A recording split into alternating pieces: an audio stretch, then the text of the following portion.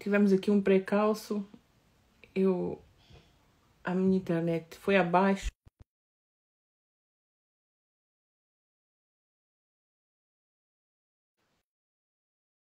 Perdão a todas. Vamos lá chamar as meninas.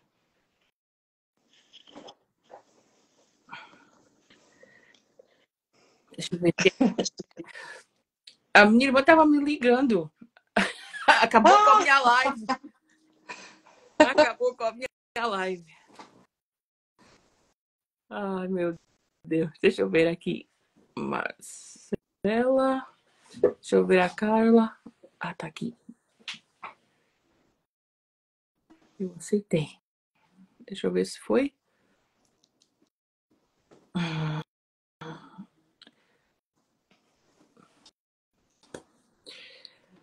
Deixa eu ver se vai.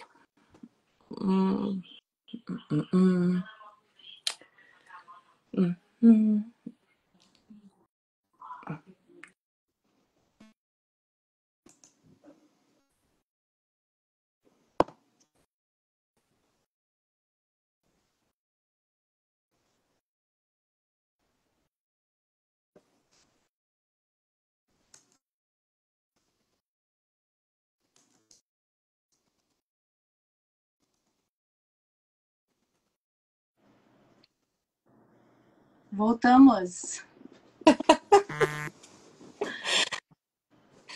Deixa eu ver a Marcela.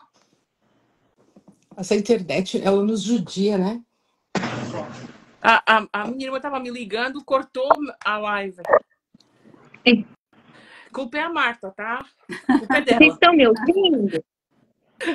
Já deu uma palmada na mão dela. Ela lá em Portugal, eu aqui. A outra Marta viu para a live, mas não te ligar. Exato, para não ligar. Já coloquei do Not Disturb no celular para não haver outra interferência.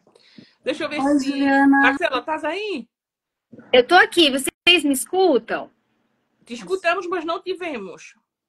Pois é, eu tô esperando aparecer a minha imagem aqui, mas ao vivo é isso mesmo. Depois a gente põe créditos sociais aí. Não tem problema, não tem problema. Mas tu estavas falando sobre... Isso, uma coisa que eu percebo que acaba se tornando um padrão é nós mulheres acabamos perdendo não só a autoestima, como a autoconfiança, e a gente chega num ponto de perder a autonomia.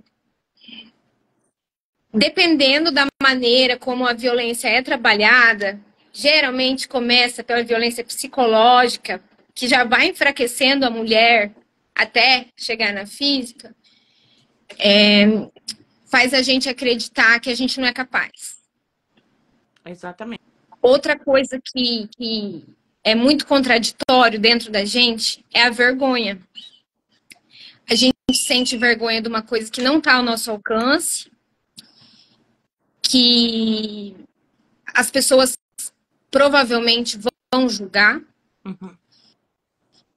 O fato da gente tomar a decisão de escolher estar com aquela pessoa faz a gente se sentir culpada, incapaz de decidir o certo. Então, a história que aconteceu comigo, e eu gostaria muito que outras mulheres possam ouvir essa história, com certeza se identificar e agir também. É que eu tive um relacionamento com uma pessoa desde a minha infância, que eu conheci aos 11 anos de idade, entre muitas indas e vindas, cada um seguiu seu caminho, se reencontrou. Eu fui noiva dessa pessoa 3 vezes na vida. E começou tudo com muita discrição, com uma pitadinha de ciúmes, que muitas vezes a gente acredita ser o tempero do amor, não é? Uma pitadinha de controle, que a gente acha que ele me ama tanto, que ele quer saber tudo o tempo todo, não é? E uma coisa primordial, assim, de ser analisado no início do relacionamento, é que eu acho que um relacionamento saudável, ele nunca vai te podar, ele nunca vai te afastar das pessoas que mais te amam e querem teu bem. Esse relacionamento meu, entre muitas indas e vindas, tivemos um filho. Já tinha tido outros relacionamentos abusivos. Na verdade, depois fazendo terapia, eu pude enxergar que o primeiro relacionamento abusivo pode ter começado lá na infância e a gente vai até perdendo a noção com o tempo daquilo que é normal e o que não é. Depois que a gente teve esse filho, a gente se separou, já porque tínhamos problemas de controle, de ciúmes excessivo. Nós passamos, eu pedi uma medida protetiva, eu era nova, tinha 24 anos, nós passamos praticamente 4 anos sem contato. Nesses 4 anos, eu foquei nos meus filhos, me formei, entrei na pós-graduação, fui buscar ser uma pessoa melhor para dar um futuro bom para os meus filhos. E essa pessoa, ela foi embora para a Inglaterra e foi seguir a vida dela também. Aparentemente, a distância, era um bom pai, não negava nada. Então, na minha cabeça, eu entendia que o problema estava entre eu e ele, mas que eu tinha que considerá-lo um bom pai e deixar que meu filho tivesse a convivência com a parte masculina dele.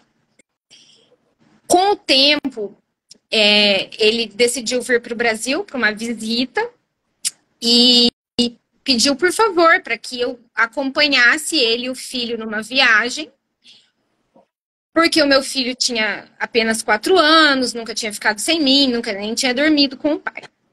Eu fui acreditando que eu estava indo de babá para acompanhar, mas assim que a gente chegou na praia, um ambiente que ele tinha preparado, ele já se apresentou dizendo que queria muito ter uma família comigo, que ele tinha mudado, que todos aqueles anos tinham servido para ele refletir diariamente, que ele tinha se convertido, que ele era um cristão e que ele acreditava que nós, com princípios e valores cristãos, conseguiríamos ter uma família muito feliz.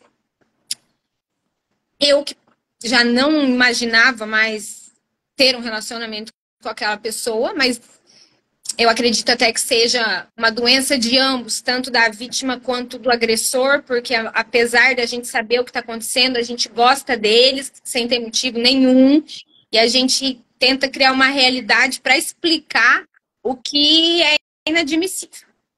E aí, mesmo sabendo tudo que eu já tinha passado nesses outros momentos com ele, pensei, nossa, é Deus, vou ter a família que eu tanto sonhei.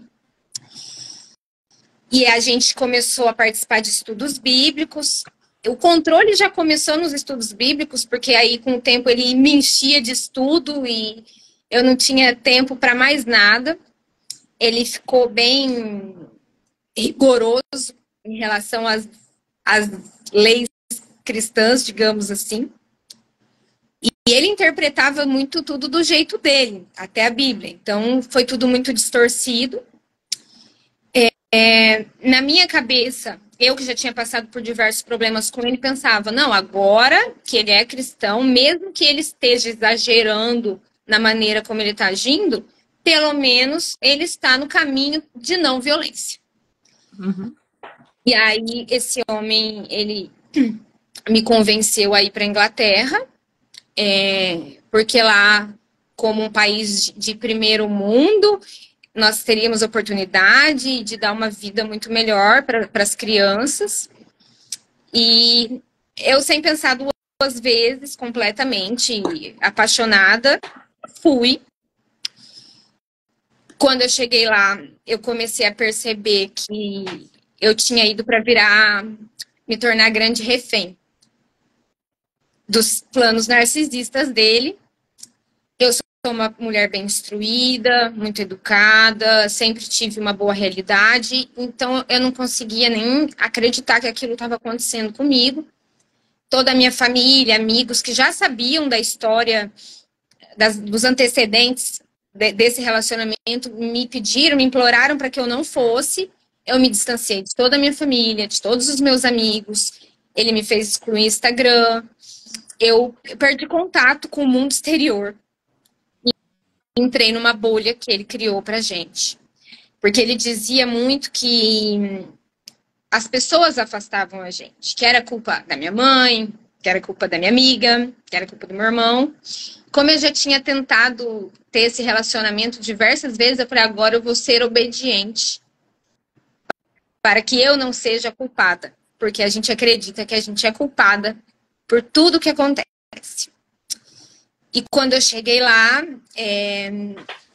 eu não tinha emprego, eu estava num país que eu não conhecia ninguém, eu falava o básico do inglês, e eu me vi sendo a mulher submissa que ele interpretou na Bíblia, onde eu tinha tarefas e deveres que eu tinha que cumprir diariamente. Eu tinha que me vestir como uma israelita, eu não podia mostrar o pé, eu não podia mostrar os braços, eu não podia andar com a cabeça erguida, eu tinha que olhar para baixo o tempo todo. Eu tinha horário para deixar a janta pronta na mesa, senão eu apanhava. Eu tinha horário para falar com a minha família, senão eu apanhava. Eu tinha horário para falar com meu filho, que estava no Brasil, senão eu apanhava. E eu não sabia como sair daquela situação e pedir socorro. Até porque eu não me sentia à vontade em preocupar minha família, que tinha garantido que eu estava correndo riscos, decidindo ir embora. Eu conversei com a família dele algumas vezes. Sempre foi mais abafado possível a situação do que estava acontecendo. Eu cheguei a pedir ajuda. E ainda para ajudar, logo que eu cheguei, eu engravidei. Era uma coisa que eu não estava planejando. Eu tinha acabado de começar a tomar anticoncepcional justamente porque eu achava que a gente não estava pronto para colocar mais uma criança, porque a gente não estava bem com a gente. Mas ele ficou muito feliz e falou que a gente seria uma família eternamente, que não tinha mais como se separar. Quando eu descobri que eu estava grávida, um instinto materno aflorou acima do meu medo. E eu falei para ele que se eu apanhasse grávida, não teria perdão. Eu não tinha nem uma senha de um banco sem ele ter acesso. Eu não tinha dinheiro. E eu comecei a querer direitos iguais. Não, então se você vai ter acesso ao meu celular, eu quero ter ao seu. E aí, numa noite, eu descobri que ele conversava com outras mulheres, que ele presenteava outras mulheres, e eu fiquei muito fora de mim.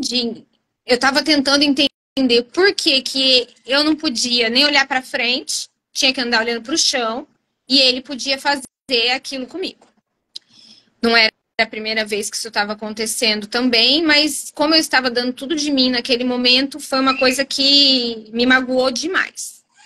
E aí eu ouvi aquele famoso, você tá louca. Eu já também não sabia se eu tava louca, porque o que eu sentia dentro de mim era uma loucura crescendo, realmente. Eu não sabia se eu tinha raiva dele, se eu amava ele, se eu tinha falta de amor por mim. O que estava acontecendo comigo para continuar ali. E aí nesse dia eu dei um tapa no rosto dele. No momento que eu dei o tapa no rosto dele, ele foi mais agressivo do que ele era antes. A maioria das vezes que eu apanhei foram tapas no meu rosto. Cheguei a tomar chutes na costela.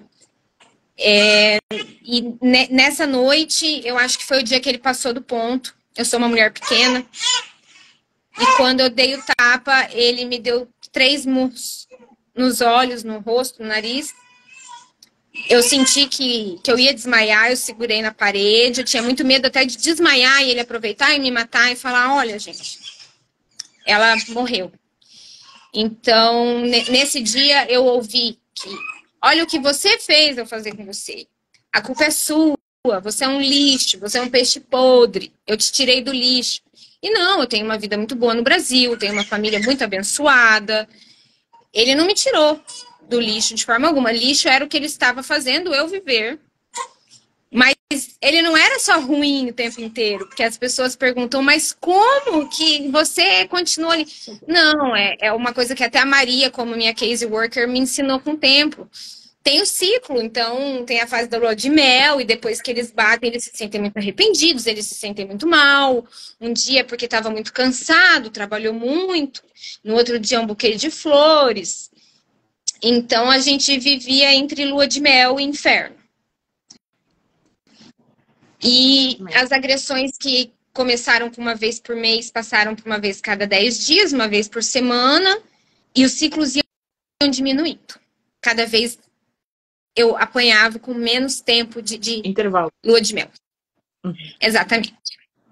E nessa noite, eu deveria ter chamado a polícia. Uma coisa que ele fazia muito é que quando a gente tinha esse tipo de briga, ele tomava o meu celular de mim. Às vezes eu ficava 4, 5 dias sem saber onde estava o meu celular. E aí eu só podia ter contato com a minha família através dele. Eu cheguei a pedir ajuda, comentei com meu pai conversou com ele, falou que estava disposto a ir me buscar, que eu não merecia passar por isso. E ele se comprometeu com toda a minha família, com a família dele. Eu cheguei a ter uma conversa com toda a comunidade religiosa dele, fizemos reuniões. Eu pedi socorro de diversas formas. E foi tudo muito abafado. Até porque minha família não conseguia me alcançar. Para minha família me tirar de lá, tinha que ser tudo muito bem planejado. Ele reteu o meu passaporte e meus documentos, os do meu filho, que é meu filho dele. E quando eu me vi grávida, eu falei, olha, é a última vez que eu vou passar por isso. Se você não mudar... Eu sabia que era só questão de tempo, porque eu acho que as pessoas, nessas condições, elas não mudam. Com o passar do tempo, elas pioram, elas nunca vão deixar de fazer. E aí eu sabia que era questão de tempo que eu tinha que agir. Foi quando eu tirei foto do meu rosto. Hoje eu não uso maquiagem de forma alguma, porque eu não consigo lembrar o quanto eu me maquiei para esconder hematoma. E eu passei 10 dias sem poder sair de casa. No dia seguinte parecia que eu tinha feito uma plástica, meus olhos mal abriam.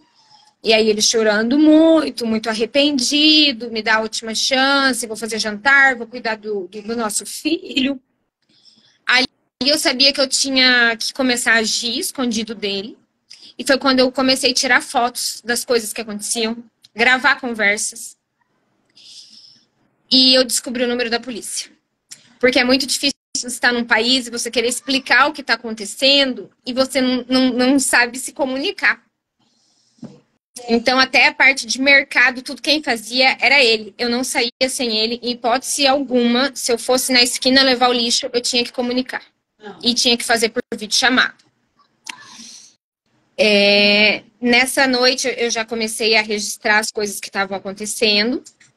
E passou 1 mês e meio, mais ou menos, veio a segunda briga. Então, um outro tipo de comportamento que acontece muito é: você é porca, você é folgada, você é preguiçosa, você é inútil, e você tem que provar que você está apta a servir aquele homem da maneira mais submissa possível. Então, ele, até quando eu ia conversar com ele, ele gostava que eu tratasse ele como o senhor, sim senhor, não senhor. E ali eu tinha uma rotina onde eu acordava às 4 da manhã, tinha que preparar o café, fazer a marmita, aí ele ia trabalhar, ele deixava uma lista das coisas que eu tinha que fazer e ia ligando para ver, já cumpriu tal tarefa, já cumpriu tal tarefa. E eu comecei a gravar e registrar minha rotina.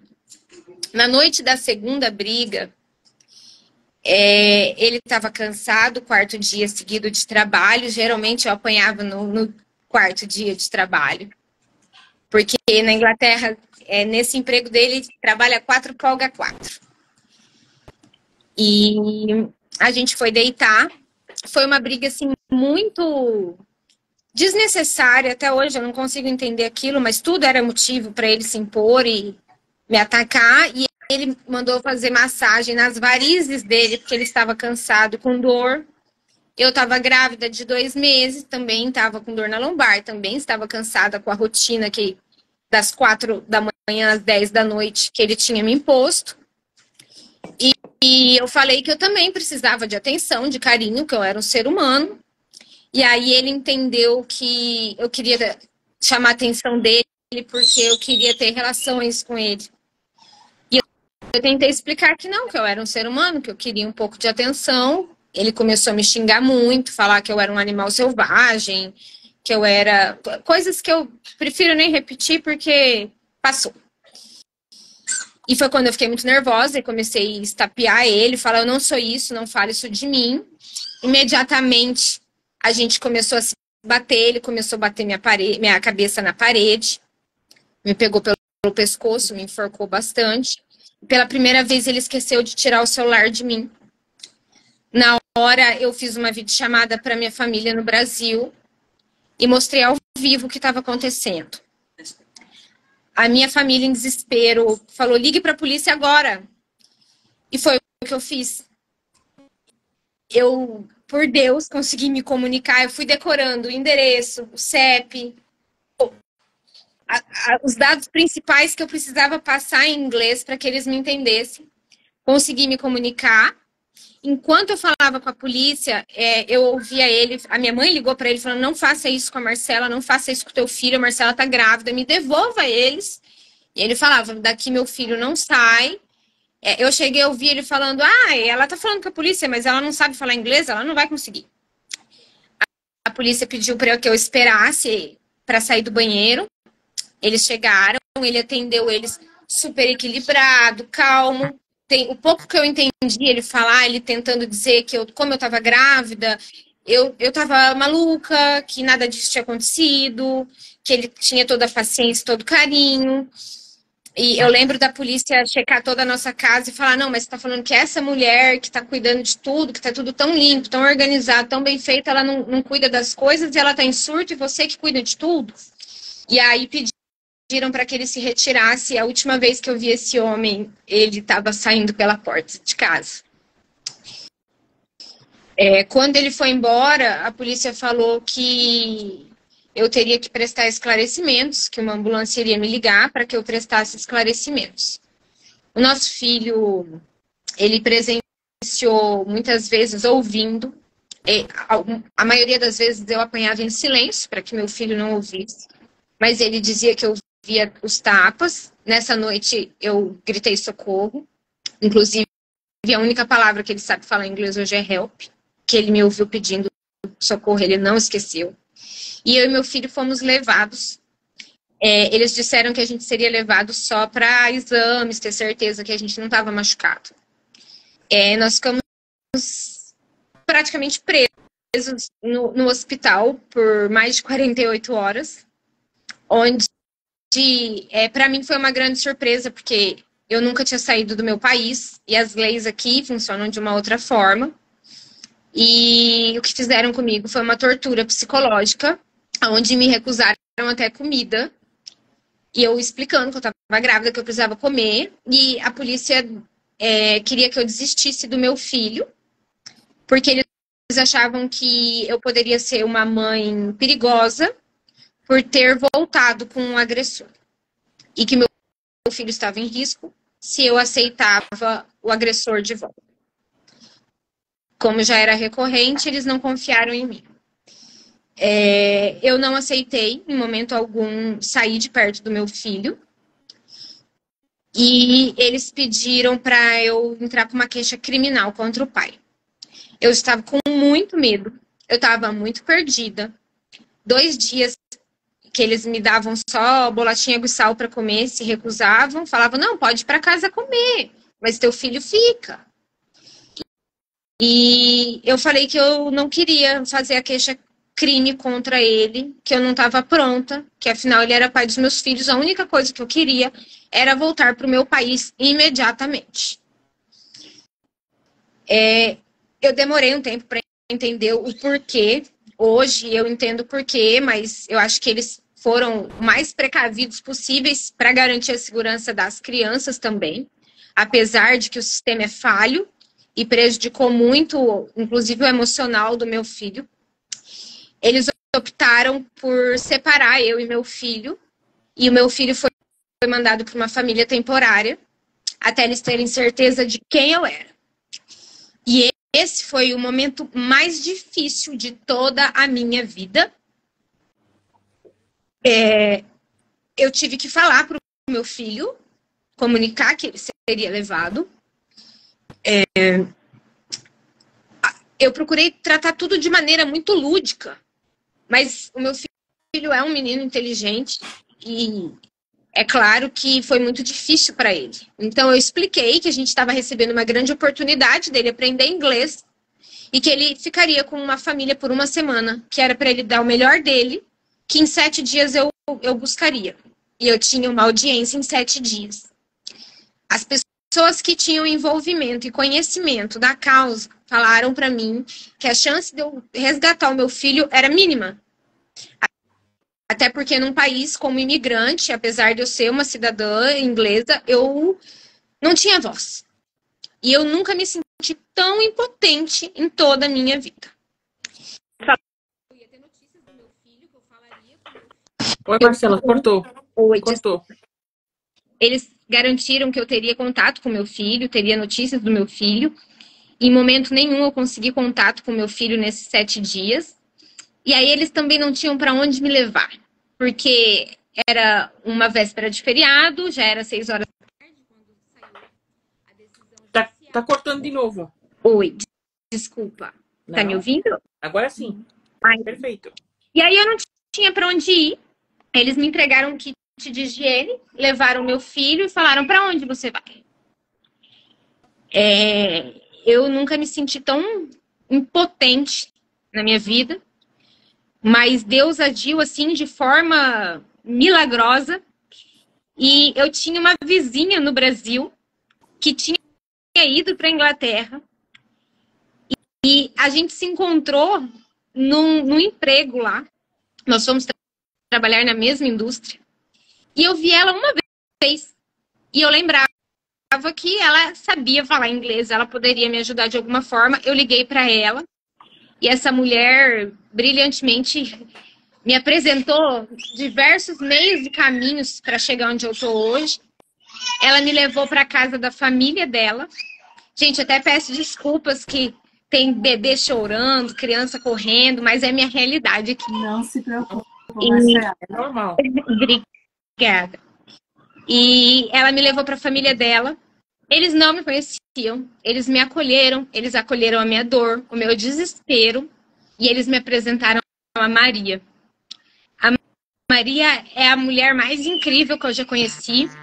Ela foi uma mãe para mim, ela foi uma grande inspiração, e ela me deu a mão e falou: nós vamos garantir a segurança sua e dos seus filhos. Amém. Não importa o quanto a gente tenha que lutar. Amém. E com a ajuda da Maria, de familiares, de pessoas que ficaram sabendo da minha história, eu consegui contato com consulado, embaixada. A gente estava pronta para acionar até o Itamaraty. O embaixador. Conseguimos Já o tá- embaixador. Conseguimos fazer essa ação se tornar um conflito entre países. Verdade. A própria juíza, na audiência, garantiu que a maneira como eu fui tratada, os procedimentos, tudo como foi feito, foi tudo muito errado. Não foi de acordo com aquilo que é passado. No dia da audiência, eles só me avisaram um dia antes que eu tinha que estar em outra cidade na audiência. Eu não tinha carro, não tinha dinheiro, não tinha casa, eu não tinha roupa. Do jeito que eu saí de casa, eu fiquei até a Maria começar a resolver minha vida. A Maria foi comigo, a Maria foi minha tradutora, a Maria foi minha case worker. Nós conseguimos recuperar o meu filho naquela audiência porque eu tinha prometido para ele que em 7 dias eu iria recuperá-lo e eu não podia falhar. Amém. Muita oração também, de muita gente também. Muita oração. Foi. Foi uma coisa assim que quem estava lá não acreditou. Eu consegui. Amém. Com a condição de que eu permanecesse no país com meu filho por 3 meses e provasse que eu não teria contato com o pai. Eu fui para um refúgio Depois essa família acabou acolhendo meu filho. Meu filho, ele voltou, eu acho que é até uma coisa importante aqui da gente ressaltar. As vítimas não são só as mães, mas principalmente os filhos que são reflexo de tudo isso e todas as outras próximas gerações. Amém. O meu filho sempre foi um menino amoroso, um menino educado, um menino parceiro, e ele voltou muito mais traumatizado do que eu. Eu já estava em pedaços. O meu filho, aos 5 anos, ele não conseguia digerir tudo que tinha acontecido. E ele voltou violento, ele voltou revoltado, ele voltou com muito medo. Ele tinha medo de tudo, ele tinha medo de sair sem me dar a mão e levarem ele. E aí começou um trabalho com esforço de muitas pessoas, porque eu acho que sozinha eu jamais teria conseguido, para que a gente conseguisse retornar para o Brasil. Nós fomos parar num refúgio, numa cidade que a gente nunca tinha visto nem ouvido falar, no meio do nada, onde meu telefone não tinha sinal, malemar tinha internet, não tinha televisão, nós só tínhamos vizinhos muçulmanos refugiados. E ali nós passamos meses praticamente esquecidos, porque a gente, de certa forma, era vigiado, mas nós não tivemos das autoridades o apoio que eles disseram que nos dariam. Eu não tive auxílio financeiro nenhum. Eu não tinha gás para tomar banho. Se não fosse a Maria, eu não conseguiria nem ter tomado banho naquele lugar. Eu cheguei num lugar muito frio, sem ter luz. E eles falaram para mim em inglês, olha, a luz é você que coloca. Eu não sabia nem o que eu tinha que fazer. Então eu tive o apoio da Maria como se eu fosse um bebê. Ela foi me ensinando a engatinhar, a andar. Hoje eu brinco assim que eu falo, uma hora eu vou sair correndo. Porque eu tô pronta para vencer o que aparecer na minha frente. Amém.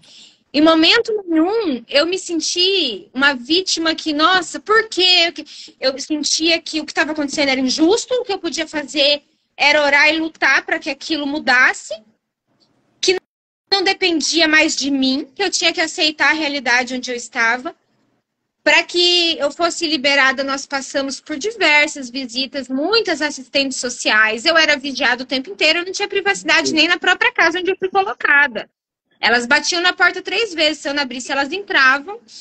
E depois, com o tempo, elas começaram a sumir. E aí eu comecei a insistir com elas que eu preciso que vocês venham até minha casa, venham até mim e conheçam a mãe que eu sou, porque eu preciso que vocês confiem em mim para liberar o meu filho. E eu acabei até incomodando elas no estilo, faça o seu trabalho para eu poder ser liberada, me ajudem. Tive que enfrentar muitos medos, grávida, passando mal, sozinha, com filho agressivo, no meio do nada, a gente não tinha com quem conversar. Em questão de 3 meses, eu consegui evoluir muito o meu inglês, porque tudo dependia de mim. Eu estava fazendo um pré-natal, eu estava participando de audiências e reuniões, e eu sei, assim, até hoje o nome de todas as pessoas que passaram na minha vida naquele momento. As pessoas diziam, nossa, parece história de Netflix, mas você está escondendo alguma coisa, mas isso não é normal. Por que você ainda não foi liberada? A realidade é muito diferente de um país para o outro. É um conselho que eu tenho também, jamais se mude para um país sem conhecer as leis, a cultura, o padrão comportamental.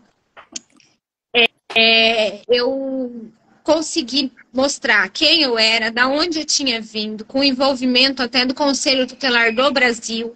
O consulado se prestou muito a estar disponível para mim o tempo todo. A Maria, ela foi muito além de uma case worker. Ela não só me auxiliou, mas ela cuidou de mim de verdade. A Maria me levava comida. A gente recebia só enlatado. Meu filho falava, mãe, mas a gente não é gato. Por que fazem isso com a gente? Por um erro do sistema, eles chegaram à conclusão que eu tinha uma renda de 1.000 libras e que por isso eu não receberia auxílio nenhum. Tenho toda a documentação. Eu nunca tive renda nenhuma, nem de 1 libra. Então eu contei com todo o apoio da minha família, do meu pai, dos meus avós, da minha mãe. Olha, era assim inacreditável toda a ajuda que eu recebi. E eu fui sobrevivendo. Eu não vivi, eu sobrevivi. Foi. Eu passei eu passei meses e meses sem preocupada se eu tinha tomado banho, se eu tinha comido. Eu só queria garantir que a gente fosse sair dali. E mesmo assim, em muitos momentos, o jogo virava e de repente falava, pode ser que você não saia.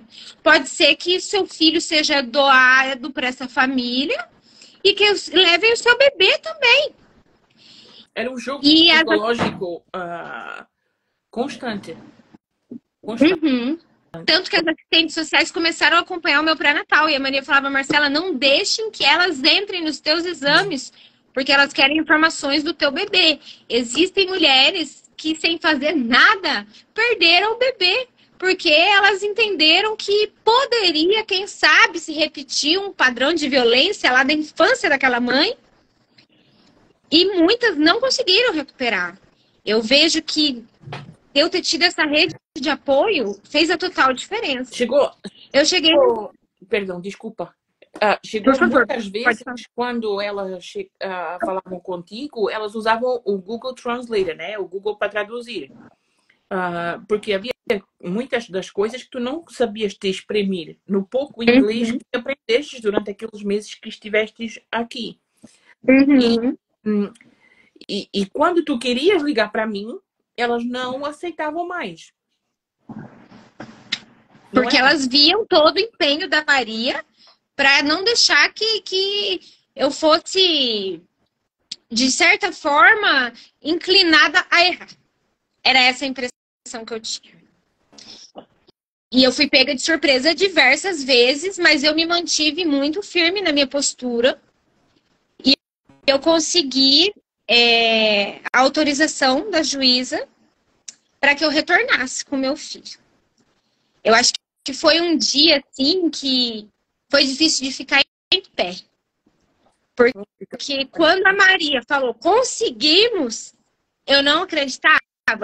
Tanto que eu já estava pronta para, caso isso acontecesse, a minha família entraria em contato com jornais, com televisão, com a mídia brasileira. Porque eu falei, mãe, não me deixem aqui. Levem pelo menos o meu filho, tirem ele em segurança. E um dia antes dessa audiência, as assistentes sociais me fizeram participar de uma entrevista com a escola, falando, olha, se a juíza não autorizar você voltar, aí você vai ter que ficar aqui. Então, eu fui pressionada até o fim a acreditar que eu não venceria. O meu medo era porque eu já estava de 5 para quase 6 meses de gravidez, e se eu continuasse lá, eu estaria praticamente presa, não poderia pegar um voo simplesmente e chegar no Brasil. Eu teria que ficar até o bebê nascer. Eu senti muito medo. Hoje eu tô forte, mas eu me senti muito fraca e muito impotente. E eu dei trabalho para minha psicóloga, para minha família. Eu dizia, eu vou morrer. Se levarem meus filhos, eu vou me matar. Eu enlouqueci. E eu estava pronta para matar ou morrer, mas meu filho, eu não queria que tirassem de mim de forma alguma. A minha família me fortaleceu muito. As pessoas que foram aparecendo, eu estava muito traumatizada. E depois de tudo isso que aconteceu, eu não podia nem ouvir uma música, eu não podia ver um filme, nada que o agressor não autorizasse, de acordo com aquilo que a Bíblia tinha passado para ele interpretar, do jeito dele. Então, eu não tinha mais personalidade. Eu sempre fui uma pessoa muito feliz, muito radiante. E eu tinha perdido tudo isso. Eu não me sentia à vontade para olhar dentro do olho de uma pessoa. Eu não conseguia encontrar mais uma música que eu gostasse. Eu me perdi de mim. Foi doloroso, foi difícil aceitar que os meus planos de uma linda família tinham fracassado. E que eu voltaria para minha família, precisando de muito apoio. O meu pai correu atrás de me dar esse suporte junto ao consulado, as minhas passagens. A minha mãe preparou toda a casa, a família toda se reenquadrou dentro da minha realidade para me receber com esses filhos. Hoje eu voltei para o mesmo lugar onde eu morava, para a mesma vida que eu tinha antes de ir. Eu acho que isso é uma coisa que até incomodou muito o agressor, porque, de certa forma, ele não queria nunca que eu recuperasse tudo isso. E eu pude dar para os meus filhos aquilo que eu tirei deles, porque por muito tempo eu também me senti culpada por ter colocado meus filhos nessa realidade. A gravidez que não era planejada por mim, mas por ele foi planejada, esperada, aconteceu de maneira solo. Hoje é a luz que eu tenho na minha vida, essa criança, porque eu acho que sem meus filhos eu não teria tido motivo para continuar. E hoje, se eu estou em pé, sorrindo, dando o meu melhor, é porque eu sei que vai depender muito do que eu passar para eles, para que o mundo seja melhor. A minha missão hoje como mãe é colocar 2 filhos no mundo que respeitem as mulheres, que se respeitem, e ensinar para minha filha o respeito que ela tem que ter por ela, para que ela não facilite esse tipo de pessoa que, de uma maneira assim, como um vampiro energético, suga tudo que a gente tem de luz para dar. Essa filha minha hoje, ela chama Maria. E se vocês falarem, nossa, foi uma homenagem para Maria, eu sabia que a minha filha ia chamar Maria, eu escolhi o nome da minha filha uma semana antes de conhecer a Maria. Então, é como diz a música, né? Casos do acaso, marcado em cartas de tarô mesmo, brincando assim, porque eu procuro levar a vida de um jeito leve. Eu acredito que a Maria foi colocada na minha vida, no meu caminho, assim como essas mulheres que estão se apresentando no meu caminho também, para que juntas a gente consiga fortalecer uma outra, porque se a gente não tiver vazios e buracos desde a nossa infância, que já são repassados, a gente não vai ter espaço para que situações como essa cresçam diante dos nossos olhos.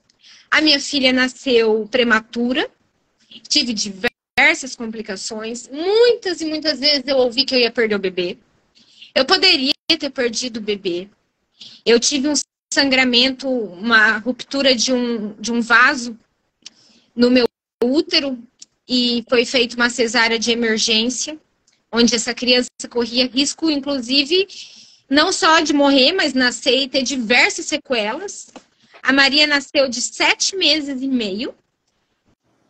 Eu estava sendo acompanhada à mesma distância pela minha Maria, minha case worker. E mais uma vez eu garanti para os médicos que ela não teria problema nenhum. Pode fazer a cesárea, vai dar tudo certo. E eu falei, meu Deus, como que eu tô garantindo uma coisa dessa? Mais uma vez que não está ao meu alcance. E, inacreditavelmente, ela chegou a ficar famosa no hospital, porque ela foi o prematuro que não precisou de TI, não precisou de nenhum cuidado específico devido à prematuridade dela. Ela nasceu e foi liberada como qualquer outro bebê. Teve algumas dificuldades de engorda, ela era muito pequena, teve todo o acompanhamento e suporte da minha família. Hoje, esse agressor, quando eu consegui retornar para o Brasil, porque durante as audiências, ele lutou o tempo todo para que nós voltássemos para ele. E muitas vezes eu disse para Maria, não, eu prefiro voltar para ele do que estar nesse refúgio, passando fome e perdida do jeito que eu tô aqui. E foi muito importante a Maria me segurar e lembrar que, para que eu não perdesse meu filho, eu não podia olhar para trás. Porque da maneira como o governo, o Estado, a lei do país tratou, a impressão que eu tinha é que eu não era vítima. Eu tinha feito alguma coisa muito errada, porque, de certa forma, o agressor estava levando a vida normalmente, viajando para outros países, curtindo a vida, e eu estava presa com o meu filho. Para mim, isso não fazia sentido nenhum. Tanto que eu repetia muito, gente, mas vocês estão falando que eu sou a vítima. porque eu e meu filho estamos passando por isso. E eu entendo que o meu maior erro foi ter tido medo naquele momento de ter entrado com a queixa-crime. Isso dependia muito de mim. Se eu tivesse feito, ele estava sendo acusado de 5 crimes. Eu não lembro de cabeça, mas era violência contra a mãe, violência contra o filho, controle da família, tentativa de estrangulamento, mais um outro que eu não lembro. E eu sozinha, sendo vítima de tudo isso, eu inocentei esse homem desses 5 crimes, inclusive porque ele jogou muito comigo nesse meio tempo. A gente não teve contato de forma direta, mas ele chegava a mandar dinheiro por outras pessoas, outros meios, e pagar minha internet para eu conseguir falar com a minha família e falar, olha, eu tô fazendo de tudo para que não falte nada. Ele chegou até a pedir numa audiência que ele preferia que nós ficássemos na casa e ele saísse, porque a gente tinha todo o conforto na casa onde a gente morava. E no refúgio não, mas não foi autorizado porque o agressor não pode saber o endereço da vítima. E aí ele jogava dizendo que ele ia consertar tudo. E que para ele continuar me ajudando lá, já que eu não estava recebendo, porque ele falava, olha, você não é vítima minha, você é vítima da polícia, você é vítima das assistentes sociais. Porque você foi ligar para a polícia, você fez tudo isso, agora a gente vai ver como vai arrumar isso. Até uma frase que ele usou que eu jamais vou esquecer, que ele mandava me avisar, que a vida é um jogo de xadrez. E a rainha tentou derrubar o rei, e a rainha ficou sem proteção. Então, para mim, era um jogo, assim, um duelo comigo mesma, sem saber se eu ia voltar para ele, ou se eu ia recomeçar a minha vida. E eu acreditei até pisar no Brasil. Falei, não, esse homem está arrependido. Ele chegou a entrar em contato com pessoas da minha família para dizer que ele era vítima de tudo isso. Que porque eu quis ter relações com ele e ele não aceitou, eu liguei para a polícia. Eu jamais teria uma atitude dessa. Não é um comportamento que quem me conhece espere de mim. E quando eu cheguei no Brasil, ele falou, Marcela, eu já resolvi aqui, não fui acusado de nada, no final fui inocentado, não teve nem audiência dele. E eu já peguei um advogado, você pode voltar com as crianças. E eu vou pagar tudo de novo, porque ele jogava muito na minha cara que ele tinha investido 70, 60, 80 mil com a nossa ida, para regularizar a gente, tudo mais. Ele falava, eu gasto tudo de novo, mas vocês têm que voltar. Se você não voltar, não conte comigo para nada. Ele não queria me ajudar financeiramente, nem com pensão, com nada. Coisa que ele nunca tinha feito nesses 4 anos em que estávamos separados. Eu senti que foi meio que um castigo. Se você não voltar, eu te castigo. E aí eu ainda falei pra ele, mas eu vou voltar pra quê? Pra você me matar dessa vez? Não, nós não temos uma segunda chance, eu tô te dando essa grande oportunidade. Oportunidade é que eu fingi que não era comigo, porque realmente, independente do que eu sentisse por ele, eu tinha entendido que aquilo era tóxico, que era uma doença, que eu não tinha motivo nenhum pra estar ali. E que o mais importante era eu resgatar essas 2 almas que eu fiz com ele.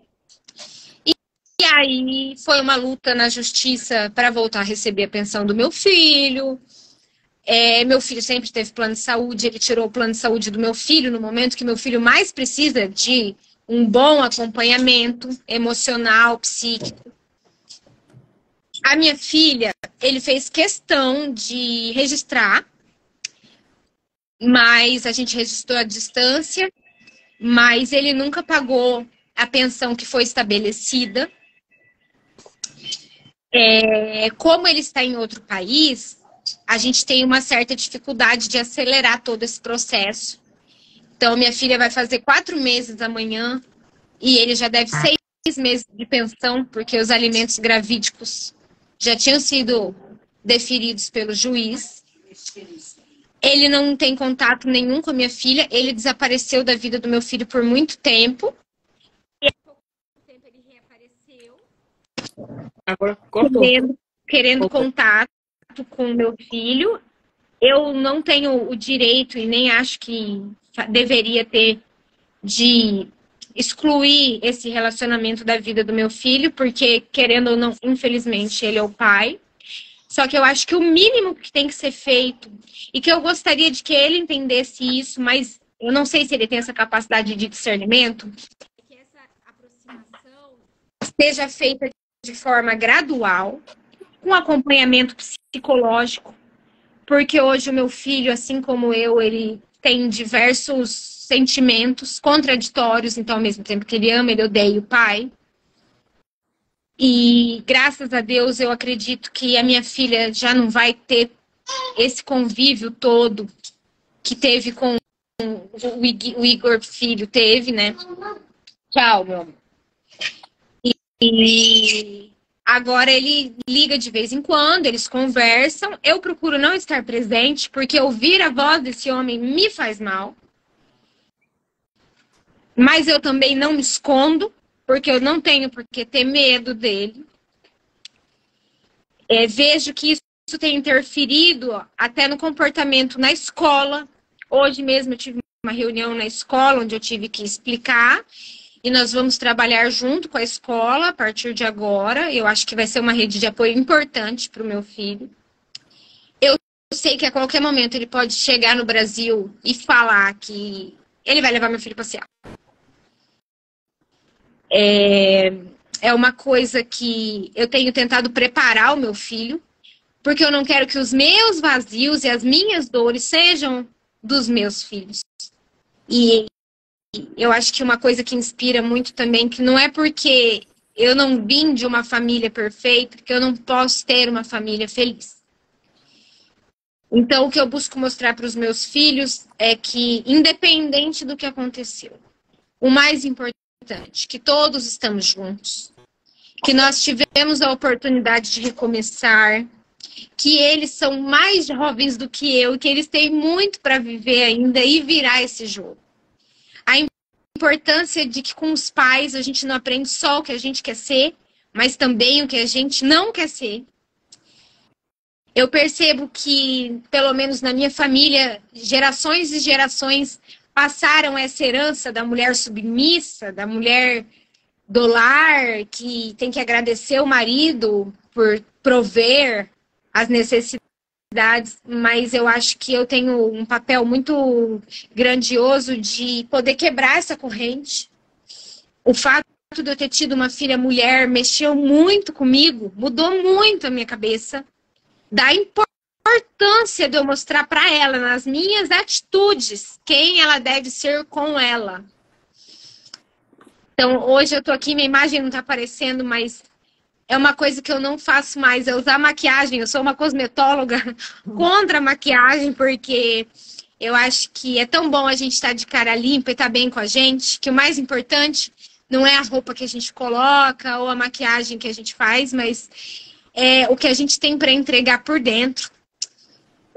Hoje, quando eu olho no espelho e vejo as minhas olheiras, eu vejo uma mãe, da qual eu me orgulho, e que não são olheiras de hematomas. Eu vou até mandar uma foto ou para Maria ou para Carla aí, ou para Thaís, vamos ver. Eu vou mandar aqui no WhatsApp. Gostaria que colocasse a foto do meu rosto, como estava o meu rosto. Olha, se quiseres, tenta sair da live e entrar de novo, pode ser que a tua câmera já comece a funcionar. Aí tá ótimo, vou finalizar aqui, daí eu saio enquanto vocês conversam aí. A Thaís ela pode dar um parecer da vossa área. Tá ótimo. E lembrar que mesmo depois de tudo, quando eu perdoei, ele chegava a brincar quando ele via meus olhos roxos. Ah, você é o Zorro. Então, a gente tem que ter mais amor e respeito pela gente. E a maior dica que eu dou, assim, que eu acho que é uma coisa básica. Entrou num relacionamento, começou controle e ciúmes, foge, sai o quanto antes. Quanto mais tempo você ficar, mais a coisa vai se emaranhando. Vamos parar com esse negócio de querer salvar boy lixo, que vou resgatar, que vou reformar a cabeça do homem. Não vai. A gente sabe que tem casos, como a doutora Thaís citou, de violência doméstica, em que o agressor é a mulher, mas eu vejo que existe, que é desproporcional o que acontece com as mulheres, no sentido de que os homens, eles estão empoderados, eles têm o dinheiro, eles mandam, eles são grandes. Eu ouvia muito assim, dele mesmo: Marcela, numa briga, eu vou ganhar sempre. Você nunca vai ganhar, porque eu sou maior, porque eu sou mais forte. Só que eu acredito que a maior força que a gente tem como mulher é a força intelectual, é a força da cabeça, é a inteligência, é o raciocínio. E que se a gente conseguir aceitar que a gente não é salvadora da pátria, que a gente não tem o controle nem dos nossos sentimentos, quem dirá do próximo, começar a cuidar mais da gente, a gente vai acabar quebrando muitos ciclos. Hoje, o maior motivo de eu estar aqui não é deixar todo mundo de boca aberta. A Marcela sumiu mais de um ano, reapareceu com esse bafão.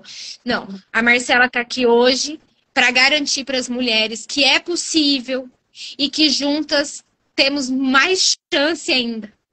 E agradecer, eu preciso falar assim que eu jamais poderia fazer essa live sem citar o nome da Maria, sem citar o nome da Elisete, que foi a mulher que me levou para a família dela, a Ana, o Maurício, toda a igreja, a pastora Sirlene. Isso é independente de religião. Hoje eu não tenho uma religião. Eu procuro a Deus, a luz, mas não há igrejas. Porque eu acredito que a igreja que eu tenho de melhor está no meu coração, está dentro de mim. Acho importante as pessoas terem fé, independente seja qual for a fé, terem um motivo para viver. E hoje o meu motivo são os meus filhos, a minha família que não desistiu de mim, que me acolheu com tanto amor. A todas as pessoas que estão me ouvindo hoje, para que eu possa me sentir segura e confiante em dizer que eu estou superando, eu não me sinto uma vítima, eu me sinto uma sobrevivente, uma pessoa que superou. Não tô 100%, não passei de ano, mas eu não vou pegar recuperação. Eu vou conseguir chegar lá sem precisar passar por isso de novo. Então, uma coisa que eu até cantei, fiz aniversário de 30 anos, agora, final de fevereiro, e a minha música foi: ano passado eu morri, mas esse ano eu não morro.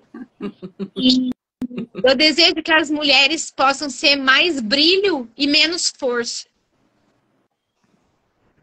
Eu vou deixar vocês finalizarem esse momento, enquanto isso eu vou entrar, que eu quero muito mostrar a minha foto. Para que mulheres lembrem. Sai da live, entra de novo, que aí a tua câmera já começa a funcionar.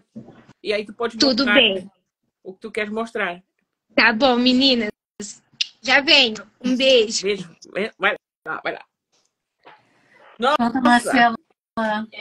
Vai lá e volta. Vou falar um pouquinho, né? Acho que, em primeiro lugar, falar que ela realmente foi muito corajosa. Foi. Que não foi um caminho fácil, né? Foi muito difícil. Acho que a maioria que não conhece a Marcela, né? Eu conheci a Marcela logo no dia que ela recebeu o filho dela de volta, né? Que o serviço social tinha levado. Então, eu e a Maria acompanhamos ela desde o início, né, Maria? E é uma outra pessoa, não é? Concorda comigo? Concordo. Então, super e até concordo. para quem está passando por isso, né? Essa Marcela que a gente vê hoje não é a que a gente viu lá no início. E que isto faz parte, né? E eu acho que ela falou tão bem ali do ciclo, né? Que eu e a Thaís nem precisamos nem falar muito, né, Thaís? Porque ao momento que ela foi descrevendo, ela foi falando dos ciclos, né? E talvez quem esteja assistindo a live, ou quem vai assistir depois, ou quem conhece a história da Marcela, consegue perceber bem esse ciclo. Marcela, tô te falando aqui dos ciclos que tu transcreveu aqui pra gente muito bem, né? Porque eu e a Maria que estamos acompanhando, eu te conheci, a Maria te conheceu antes, né? Eu conheci de 5 de Ai, 2023. Quase um ano. E como ela disse, ela está quase correndo. Tá. E que eu estava falando também, Marcela, que é uma outra pessoa, que você é uma outra pessoa, né? Até porque as mulheres que estejam, né, aqui assistindo, que passaram, que estão passando por isso, consigam entender, né, que essa Marcela que está uma fortaleza hoje não é aquela que eu conheci, né? É que a Maria conheceu e que muita gente que tu citou te conheceu, né? E que tu conseguiu, Marcela, aqui transcrever muito bem a história, o que aconteceu, e que tu falou dos estágios da agressão, né? Eu e a Thaís nem precisamos nem falar mais, porque tu conseguiu, né, mostrar muito bem como que isso aconteceu. E, gente, a Marcela não sabia disso lá no início, né? E por isso que as mulheres, ou quem é vítima de uma violência, acaba não percebendo essas red flags, né? Porque está tão envolvido, e o agressor envolve de uma forma onde não sobra espaço para ver o que é real, o que é irreal, o que é meu e o que é do outro, né? E é por isso que as mulheres acabam muitas vezes passando, e como a Marcela também falou, o agressor acaba envolvendo de uma forma e fazendo com que a vítima se sinta parte daquilo, se sinta culpada, né? E também está num dos ciclos aí da agressão, dizer, nossa, né, você está sendo vítima da polícia, do serviço social, e que realmente não foi fácil, né, Marcela? É um processo, né? Assim, eu, Maria, Thaís, né, que a gente conhece bem como funciona, e que a gente sabe que muitas vezes é necessário, é também invasivo, né? E que passa um terror para a vítima, né? Que foi o que a Marcela passou. E que realmente foi muito difícil, muito difícil. A No Marcela, momento para algum, de ser vítima do abusador, ela foi vítima do do sistema. sistema. Infelizmente, né? Infelizmente é o que a gente viu, acompanhou e que a gente vê, né, Thaís? Muito isso acontecendo, né? E tem um outro lado de que eles não conhecem, que não sabem, mas foi muito invasivo. Sim, e até eu só queria complementar uma coisinha assim que eu achei, né, o depoimento mesmo da Marcela fantástico, porque realmente tu traçou muito bem todas as fases e tudo, e quando tu falou assim, que basicamente tu se sentia punida mesmo sendo a vítima, né? E, e eu sei que o sistema não é perfeito, ele tem esses problemas, nem todas as pessoas que trabalham, né, nos sistemas conseguem, ou talvez tenham o conhecimento para entender todas essas sutilidades, deixa eu ver se agora eu me confundi aqui com a palavra. Enfim, sutilezas, ai, nossa, já foi-se meu português. Todas as sutilezas, né, que acontecem, por exemplo, porque no caso, como tu falou, né, o teu ex-parceiro, ele ainda tentava manter o controle, te oferecendo uma coisa, enquanto o sistema, então, usa, digamos, as falhas do sistema em favor dele para tentar te captar de volta para o cativeiro, vamos dizer.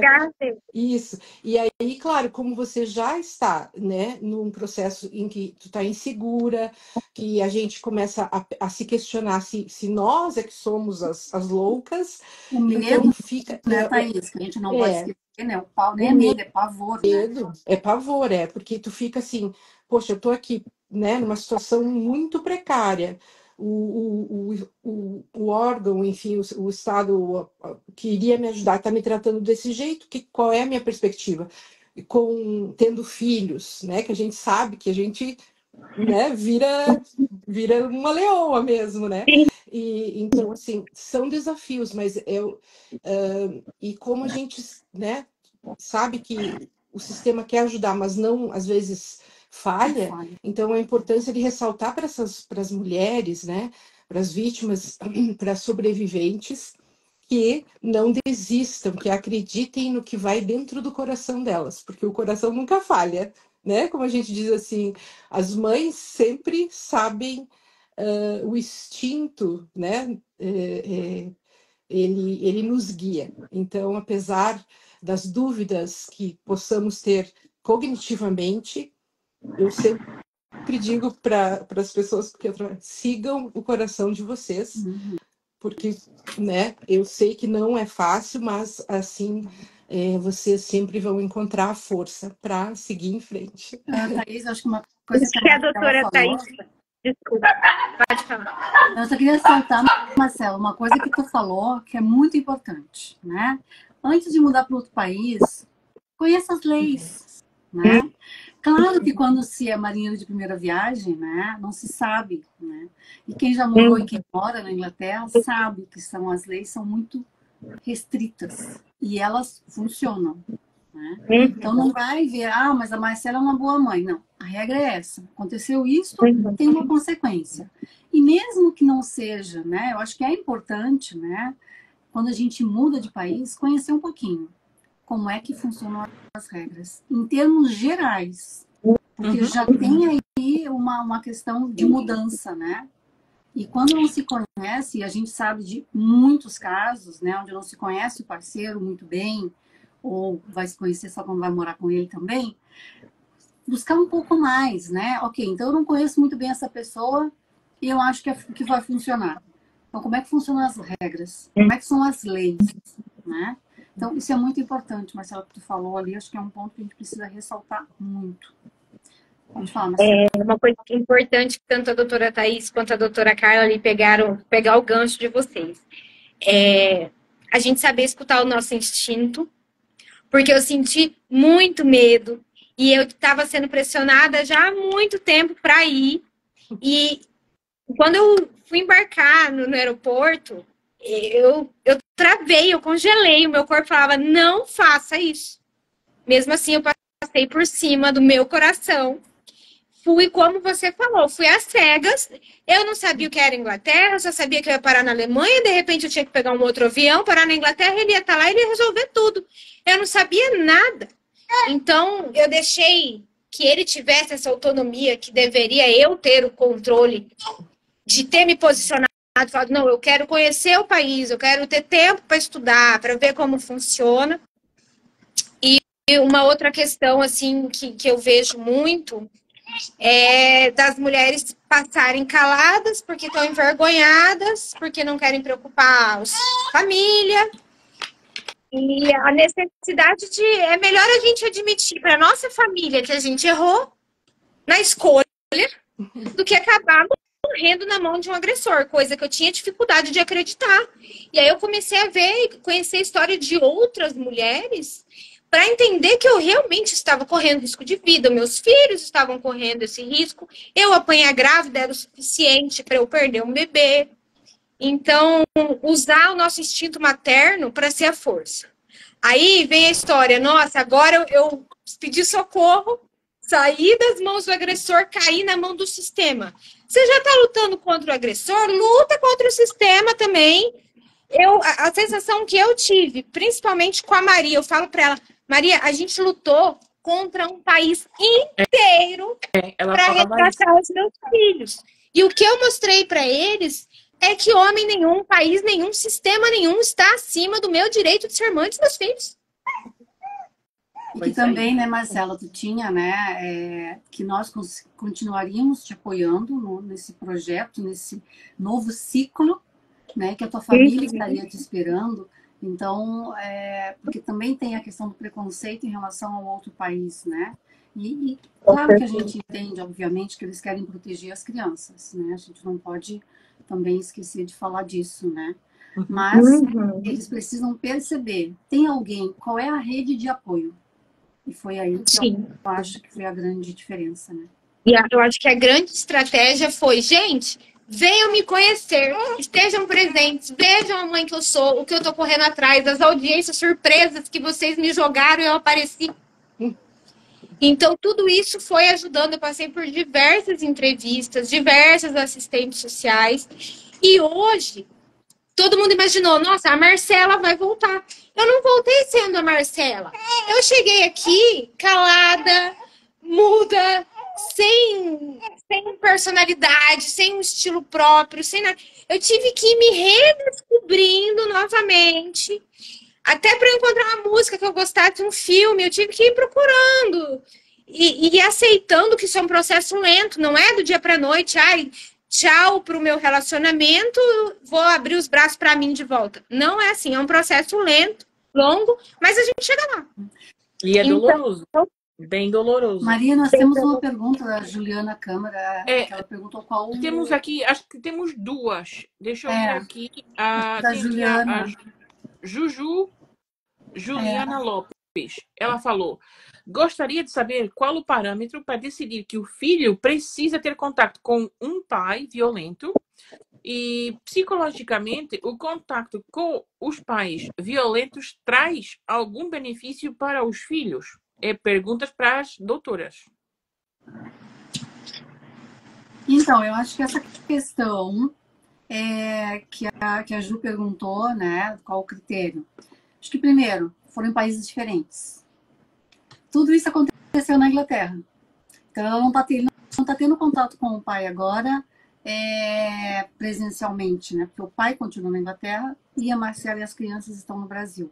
Mas como a Marcela mencionou, que ele pode chegar, né, Marcela, no Brasil em algum momento e vai querer ver o filho. E aí eu acredito que vai ter que ser um outro processo caso a Marcela queira seguir adiante, tá? E um processo longo, um processo que custa. Isso. O que eu consegui dentro das minhas possibilidades, da minha realidade até se alguém estiver assistindo aí, avisa que pode vir para o Brasil, venha que a justiça brasileira está te aguardando. Você é um pagador de pensão e nós vamos te encontrar. Bravo. Nossa, Marcela, eu quando olho para ti, te vejo, nossa, meu Deus. Eu sou outra mulher, né? Então, gente, olha, a última vez que eu me maquiei foi para tapar isso. E isso eu não vou ser nunca mais. Então, essa olheira de mãe, eu tenho muita alegria, muito orgulho. E eu não vou maquiar mais a minha vida com um véu cor-de-rosa, como se fosse um blush, porque eu acho que uma coisa que deu para entender no mundo adulto não são exatamente os fortes que sobrevivem, são os que sabem se adaptar. Eu tive que me adaptar àquela realidade. Eu tive que passar por tudo aquilo, parecia que não ia acabar. Eu falava que parecia que eu estava num dia fora do tempo e não acabava. E parecia um pesadelo. E hoje eu tô aqui feliz. Eu tô aqui me sentindo uma pessoa abraçada pelo mundo. Eu sei que eu tô pronta pro que der e vier. Como vai ser a aproximação dele? Como serão os próximos anos? Eu não sei. Eu aprendi com a minha psicóloga que eu vou viver um dia de cada vez. E só por hoje nós estamos bem. Glória a Deus. Temos aqui uma outra pergunta, vamos lá, da Luciane. O que seria mais importante quando estamos passando por violência doméstica e descobrimos toda essa situação? Como agir e a quem pedir ajuda? Quem responde, Thaís? Quer responder? Posso ir falando? Tu vai complementando? Acho que pode ir falando, eu vou complementando. Primeiro, eu acho que onde aconteceu, ver as leis, como funcionam as leis, né? Para quem pediu ajuda, né? Na Inglaterra a gente sabe que tem o grupo, né? A gente se organiza sempre, né, Thaís? Nós três e outras pessoas também que trabalham e a gente vai fazendo isso aos poucos, então. E tem outros grupos também, né? Outras entidades que também fazem isso.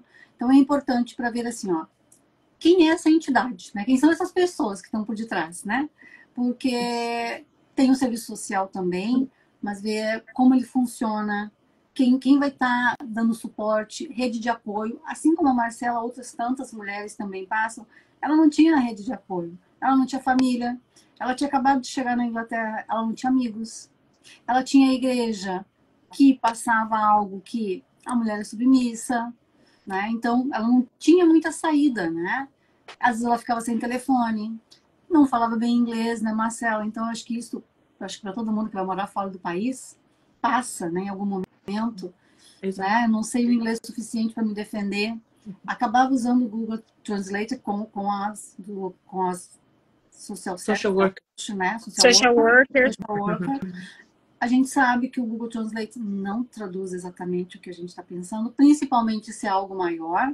E aí vai ali da interpretação e daquilo. Eu fui muitas vezes mal interpretada, justamente por a tradução não ser ao pé da letra. E eu me prejudiquei muito com isso. Até que eu comecei a tentar aprender inglês e falar, não, mas vocês não estão traduzindo o que eu estou falando. Não foi isso que eu quis dizer, não foi isso que eu disse. Sim, isso lembrar também, claro, aí entra também aquela questão de ir conhecendo como cada país funciona, mas que sempre você terá direito a um tradutor, a uma pessoa que vai te ajudar nesse processo de comunicação, porque quando a gente, como tu falou, né, fui muito prejudicada, porque cada país tem a sua própria cultura, a sua forma de compreender, mesmo que tu estivesse falando em inglês, algumas expressões, algumas formas de falar, a lei vai ser interpretada de uma certa maneira.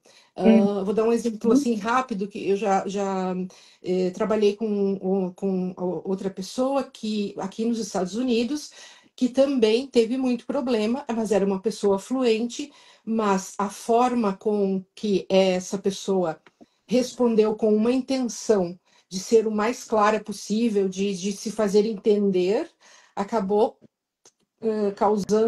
prejudicando ela muito mais do que se ela tivesse ficado quieta e pedido por um tradutor.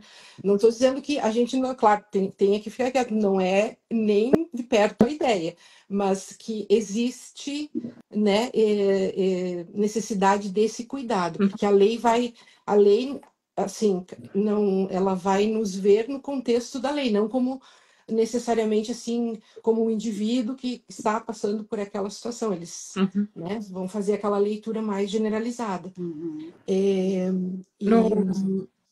Desculpa, Thaís. No caso da Marcela, foi um caso muito difícil, porque onde ela foi colocada, no asilo, no abrigo onde ela foi colocada, não tinha sinal de celular, não tinha sinal de internet. Então, mesmo que os serviços sociais chegassem na porta dela e tentassem ligar para um tradutor para poder fazer a tradução, não pegava. Ela tinha que ir para o parquinho, na frente da casa, para pegar as dificuldades, né? Todas as dificuldades. A gente literalmente caiu no fim do mundo. A gente estava nem o sinal da televisão tinha. Não pegava. A TV não pegava porque não havia sinal. Então, às vezes ela tentava me ligar e não conseguia. Ela tinha que ir para um cantinho na casa, lembra? Na escada, para pegar pendurar sinal para conseguir comunicar. Então, era para além de todas as dificuldades, mais essa, porque sem celular, sem internet, ela estava completamente presa ali. E sem ter o, digamos, né, o conhecimento da língua de forma assim fluente, né, para te ajudar naquele momento. Para uma boa comunicação. E mesmo eles sabendo de toda essa realidade que eles tinham me colocado ali naquela situação, eles marcaram diversas reuniões, vídeo chamada, áudio, e eles sabiam que eu não tinha sinal. E eles, se você não participar, você vai se prejudicar. Então, eu ficava praticamente no telhado da casa, subindo e descendo, pegando cadeira, e roda para lá e roda para cá, falando, eu estou aqui. Era assim mesmo. Era assim mesmo. Não havia ônibus, não havia... Bom, nada. Era... Contando, a gente fala assim, ao redor, ninguém acredita, mas era a realidade dela. Era a realidade dela. E eu acredito que de muitas outras pessoas, né? Então, mas como tu falou, assim, nessas horas, a nossa garra, né? O nosso instinto de sobrevivência fala mais alto. É o que nos guia, né? Então... Eu muitas vezes me sentia por dentro, falava, eles me mataram e eu tenho que ficar em pé mostrando pro meu filho que eu ainda tô respirando. Foi uma luta bem grande. Eu acho que a gente temos aqui a Ju está comentando assim, a questão aqui é mesmo algumas intérpretes que também dificultam a vida de muitas mulheres. Eu super concordo com a Juliana. Que quando vão traduzir, e eu já tive presente nessas situações, quando a pessoa vai traduzir, o tradutor vai traduzir o intérprete, ele não traduz. Ele não traduz o que a pessoa falou. Ele interpreta e fala aquilo que ele pensou, ou ela pensou que a pessoa falou. E é muito perigoso. É muito perigoso isso. Também, é verdade. Um ótimo ponto para ser lembrado, né? Porque... E nesse caso, eu acho que foi primordial eu falar, não, eu tenho direito, eu quero a Maria aqui, ouvindo as traduções, para me garantir, a Maria não pode. Então, eu estou ligando agora para o consulado brasileiro, o consulado vai participar dessas traduções. Sim. O consulado brasileiro foi fantástico. Dentro do consulado, o doutor Cobra, a Marta, não foi? A Marta, que foi da assistência psicológica, Isso. a Ana, que também foi primordial, o Cobra como advogado. A gente estava prestes a tomar um café com o embaixador e decidir quando meu filho seria liberto da Inglaterra. Eu queria Mas foi todo mundo lá, espetacular. O consulado brasileiro, só tenho a agradecer pelo cuidado que eles tiveram com o caso da Marcela.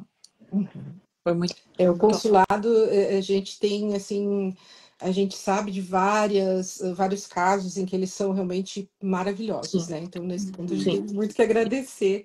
E eu queria só acrescentar mais uma coisinha, eu sei que a gente já passou um pouco do tempo.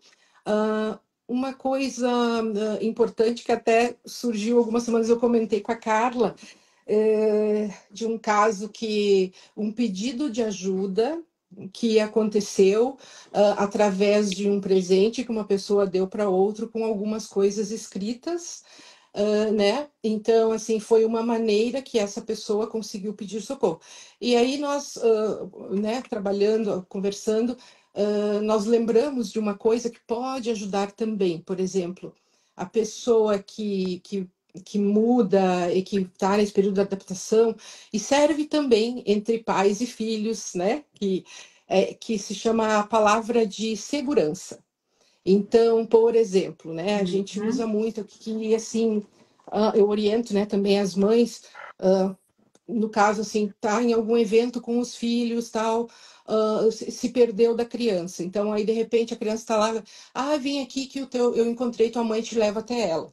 Então, a gente trabalha com a criança, então, qual é a palavra-chave, qual é a palavra de segurança? Né? A senha, qual é a senha? Isso, qual é a senha? Se a pessoa que está convidando essa criança para levar até a mãe ou o pai não souber, a criança não vai. Né? Aí, claro, tem outras instruções, outras coisas que a gente trabalha com as crianças. Mas, nesse caso, também estamos aplicando agora com as mulheres, né? Que tenham com os seus familiares uma palavra de segurança que, quando elas colocam na conversa, pode ser qualquer coisa, eles sabem que ela está precisando de ajuda. E o agressor não vai saber desse contexto, né?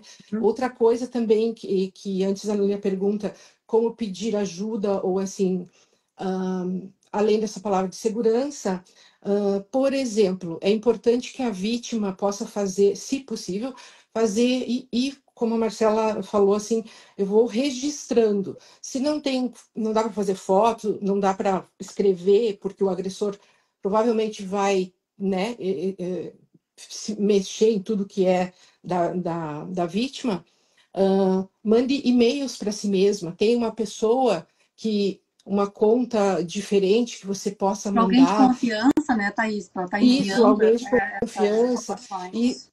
Isso é uma precaução que eu diria que não só para casos de violência, mas para qualquer outro, né? É importante que as pessoas tenham, hoje em dia, né, tem essa possibilidade, facilidade da internet, tudo. Então, criem esses códigos com as pessoas da sua confiança. E se, eventualmente, uma pessoa da confiança que você está se relacionando, começa a ter comportamentos que você não está confortável, amplia essa rede, tenha códigos diferentes, com pessoas diferentes, né? Então, porque né, e o mais importante, precisamos... né, Thaís, buscar ajuda. É A muito... gente tem trabalhado com muitas mulheres, assim, uma coisa que a gente mais vê é a sensação de impotência, a vergonha. Todo mundo me alertou, minha família me alertou, olha como é que eu estou hoje, né? Será que eu não sou culpada mesmo? Né? Ou virar, talvez você não esteja orando o suficiente, talvez por isso você está passando por isso. Né? Então, tudo isso elas escutam, né? Busque ajuda, né? Observe de quem você está buscando ajuda, porque ainda tem todo esse cuidado, né? De não ouvir da pessoa, ah, mas olha só, ela sabia, olha, fui ajudada e voltou pro agressor, ah, tá merecendo mesmo. Então, assim, muito cuidado com o que a gente ouve para filtrar se essa pessoa pode nos ajudar ou não. Porque a gente o julgamento vai sempre acontecer, sempre vai e geralmente das pessoas que não têm noção de como tudo isso se forma, como acontece. Mas infelizmente, né, Thaís, às vezes a gente ouve essas críticas, né, e a gente percebe que as mulheres escutam essa crítica de quem já passou por isso, né? Sim. Infelizmente, também ainda tem isso, né? Então, a gente precisa observar, a gente precisa buscar nossos direitos, né? E tenho certeza que todas elas sabem o que estão passando, quão difícil, elas não precisam escutar isso, né? Ah, mas você já sabia, né? Ok, mas tentou. E logo nós também, né, Carla, não vamos assim já divulgar, porque estamos num processo de organização, estamos criando assim uma rede de apoio para sobreviventes, para que a gente possa ampliar e manter, né, esta rede de uma forma mais constante, mais ativa. O número de pessoas atingidas também, né, ajudadas. Então, porque a gente acaba ficando também se sentindo pequenininho, porque não consegue, né, os nossos braços não são tão grandes, e a gente não consegue ajudar todo mundo como a gente gostaria. Né? Então, de ampliar de uma forma onde tenha o grupo. Né? E aos pouquinhos então, a gente vai ter uma preparação, vamos ter uma organização, e quando chega a hora, daí a gente conta mais para vocês também como vai ser, né? Exato. O que eu gosto muito do nosso trabalho é que não é um trabalho que a gente faz assim, ah, chegou essa vítima aqui para nós, a gente cuida do caso, passou 6 meses, o caso foi resolvido, a mãe ficou com a criança, seja que tipo de caso for, né? Pronto, lavou as mãos e tá, pronto, acabou, encerrou, né? E tem o nosso trabalho todo um caminho, né, Maria? A Marcela também sabe disso, né? E tantas outras mulheres, a gente, enquanto profissional, e a Marcela acho que descreveu isso maravilhosamente bem, estava engatinhando e estou quase correndo. Né? Exatamente. E é isso. Exatamente. Então a gente não pode deixá-las engatinhando. Exatamente, porque é o momento que elas mais precisam, que elas estão se a encontrar novamente quem elas são, né? Como elas podem voltar a ser a Marcela, a Maria, a Joana, né? E aí serem deixadas. E também, né, Maria, que muitas vezes elas ouvem, né? Não, no momento que você sair daqui, a tua vida muda. Não muda, gente. Não. A Marcela está aqui para nos contar isso, né, Marcela? No momento que ela saiu de um lugar muito ruim, muito difícil, que era com o agressor, ela não foi para um mar de rosas, não. Foi para um lugar que na minha cabeça era pior. Tanto que no decorrer do processo eu chegava a me arrepender e falava: por que eu liguei para a polícia? Agora, olha o que está acontecendo com a vida do meu filho, olha o que está acontecendo com a minha vida. Mas eu acho que se eu não tivesse passado por tudo isso, hoje eu não teria a visão e a bagagem que eu tenho para poder ajudar a mim e a outras mulheres. Então eu ainda sou grata por poder estar aqui me dispondo a me expor para que de alguma forma alguém possa usufruir dessa exposição para acreditar em si próprio. Com certeza, com certeza. Esse trabalho, por exemplo, com a Marcela tem quase 1 ano que a gente está fazendo, né? Tem outras mulheres aqui, até estou na live, que têm 2 anos, outras têm 3, outras até já têm 4 anos. E a gente acompanha. Claro que não da mesma intensidade. O mesmo aconteceu com a Marcela. Eu falo com a Marcela, né, ocasionalmente agora, né, Marcela? Mas a gente forma uma amizade, não é? A gente nunca te sentiste descartada nem por mim, nem por a Jamais. Eu vejo, né, que nós criamos laços. Exatamente. Como uma corrente. E depois que esse elo é formado, ele não é desfeito. Amém. Eu acredito realmente que é dessa forma. A Ju também me ajuda bastante, a Juliana Garcia. Ela é uma mulher também fantástica e porreta, né, nessas situações aqui de ajudar mulheres vítimas de violência doméstica. E ela também pensa da mesma forma, que tem que ser um acompanhamento mais prolongado até que a mulher consiga andar pelos próprios pés, né? Que a gente veja que ela está já nessa fase. E depois só amparar ali. Ó, não é ali bem para a esquerda que você tem que ir. Dá ali um toquezinho daqui, um toquezinho dali. E ela voa. A Marcela já está quase voando. E é lindo de ver. O trabalho de vocês eu acho muito bonito, porque vocês pegam mulheres em cinzas e lembram, não, mas você é uma fênix, você é capaz. Você vai ressurgir das cinzas. E vocês não abandonam a gente. É isso aí. É isso aí. E estamos juntos, trabalhando e mudando vidas, de alguma forma impactando sempre.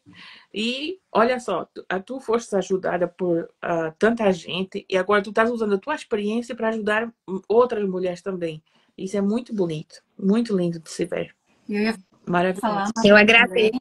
Que a gente faz o nosso trabalho enquanto profissional, né, lá nos bastidores, mas a gente não consegue fazer nada sozinho, né? A Marcela está aqui mostrando isso. Vocês não têm ideia da força e do esforço, às vezes, surreal que ela fez. Então, assim, eu digo meus pacientes em geral, né, eu faço 50%, né? O outro, né? A gente não consegue ir lá, pegar na mão dela e levar ela forçada. A gente não força. Né? A gente não diz agora é a hora.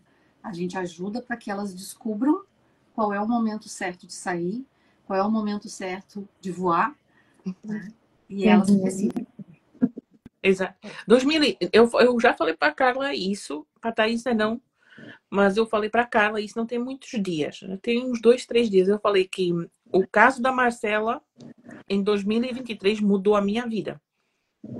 Isso mesmo. Porque o teu caso não só te impactou a ti, porque tu estavas a vivê-lo, né? Passando por tudo isso, mas tudo que eu vivi junto contigo, eu mudei como pessoa, eu cresci como pessoa. Cada audiência, né, Maria? Cada audiência, cada vitória. Nossa, eu não tenho palavras. 2023, para mim... Nós vivemos 10 anos em um, né, Maria?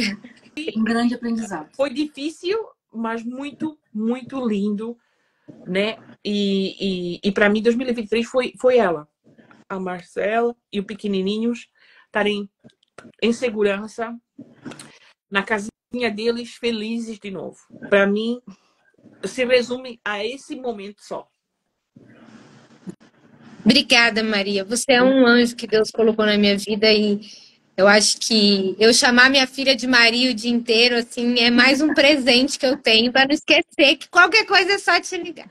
É isso aí. É isso aí. Gente, vamos ficar por aqui ou tem mais alguma coisa para falar? De 1 hora já foi para 2, quase. Eu ficava aqui, ó. Quero agradecer a Maria, a Thaís, né? E a Marcela por se dispor a colocar. Eu sei que é muito difícil. Eu fico sempre preocupada com essa exposição. Eu falei bastante isso com a Marcela, com a Maria, né? Mas ela foi muito corajosa, muito, assim. Acho que eu tenho certeza que muitas mulheres também vão se encorajar e eu ter coragem, pelo menos, de começar. Exatamente. Exato. De cada vez. É isso aí. Gente, muito obrigado, tá? Eu tenho que agradecer a Marcela. Não tem palavras para te agradecer. Beijo no teu coração, nas crianças, né? Thaís, Meu anjo.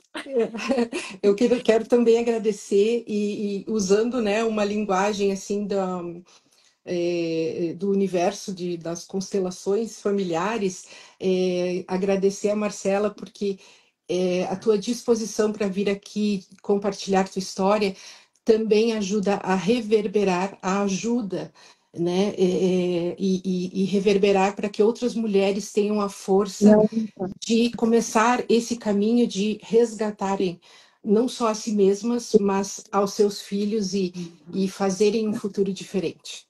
Então, e que se a gente não tiver coragem de fazer por nós, que nós façamos pelas próximas gerações. Exato. Vou só deixar um agradecimento a estas duas mulheres fantásticas, a doutora Carla, a doutora Thais. Elas despendem horas semanais, onde elas podiam estar atendendo clientes, pacientes que estavam pagando pela consulta, e elas dispõem dessas horas todas as semanas para atender pessoas, assim como a Marcela e como outras tantas, e elas dão essas horas para essas sobreviventes. Não, eu não tenho palavras para agradecer, porque são horas, gente, vocês não fazem ideia, são horas e horas e horas e horas. Para além de todo o suporte que elas dão às sobreviventes, eu não tenho palavras para agradecer. Só desejo para elas tudo de bom que está nos céus para a vida delas, porque elas são magníficas, maravilhosas. Eu tenho orgulho de chamar elas de minhas amigas. Orgulho. Assim como a Marcela também. Eu agradeço a vocês por tudo e agradeço a Deus pelas vossas vidas. Prazer. Gente, muito obrigada de todo o coração por tudo que vocês têm feito, fazem e fizeram por mim. E quero que contem comigo sempre, que eu acho que isso é uma missão muito bonita, da qual a gente vai abraçar e vai lutar. Muito obrigada. Beijos, fiquem com Deus. Obrigada. Beijos. Tchau.